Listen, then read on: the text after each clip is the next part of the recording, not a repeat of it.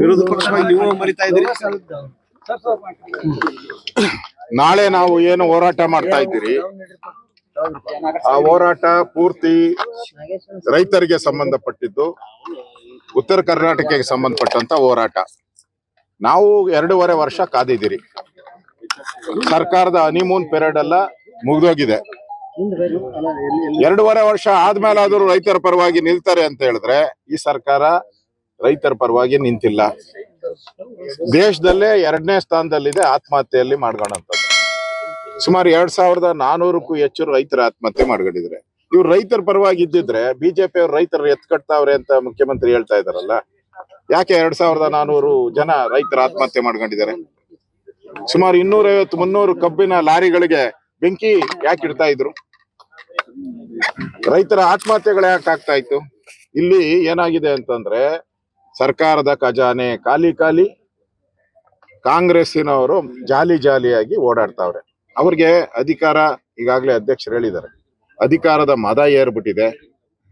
ಅವ್ರಿಗೆ ಅಧಿಕಾರ ಯಾರು ಬೇಕು, ಮುಖ್ಯಮಂತ್ರಿ ಯಾರಾಗ್ಬೇಕು ಅನ್ನೋದು ಕಳೆದ 1 ವರ್ಷದಿಂದ ಚರ್ಚೆ. ಇವ್ರ ಕಾಲ್ ಅವರು, ಅವ್ರ ಕಾಲ್ ಇವರು, ಡಿನ್ನರ್ ಪಾಲಿಟಿಕ್ಸ್, ಬ್ರೇಕ್ಫಾಸ್ಟ್ ಪಾಲಿಟಿಕ್ಸ್ ಅಲ್ಲೇ ಇದ್ದಾರೆ ಹೊರತು ರೈತರ ಬಗ್ಗೆ ಗಮನ ಕೊಡ್ತಾ ಇಲ್ಲ.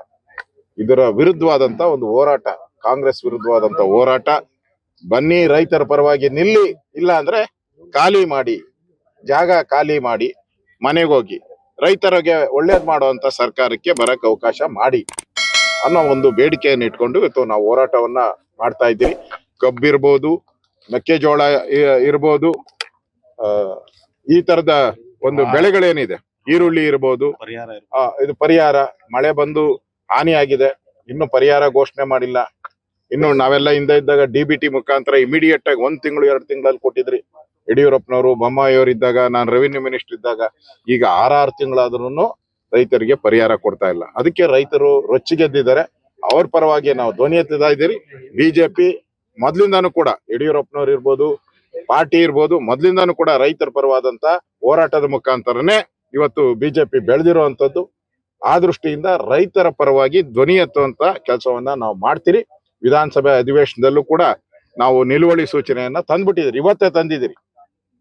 ಸ್ಪೀಕರ್ ಅವ್ರೇನೋ ಹೇಳಿದ್ದಾರೆ ಅಂತ ಹೇಳಿದ್ರಿ, ನಾವು ಆಲ್ರೆಡಿ ಬೆಳಗ್ಗೆ 10 ಗಂಟೆಗೆ ನಿಲುವಳಿ ಸೂಚನೆಯನ್ನ ಕೊಟ್ಟಿದ್ದೀರಿ.